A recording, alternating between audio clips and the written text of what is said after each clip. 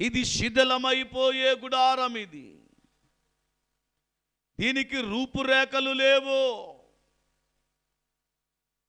దీనికి ఏ విధమైనటువంటి దేవుని పిల్లరా ఆనవాలు లేనటువంటి గుడారం. ఇది ఒకరోజు ఏమవుతా ఉందంటే శిథిలమైపోతూ ఉంది.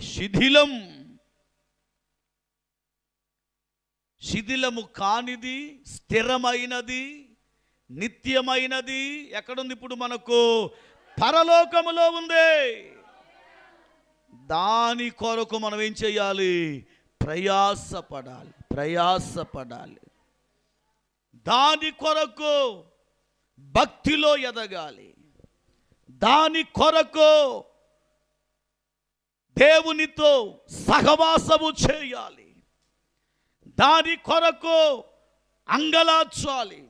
దాని కొరకు కన్నీరు కాచి ప్రార్థన చేయాలి. ఇవన్నీ మానవుడు మర్చిపోయాడు.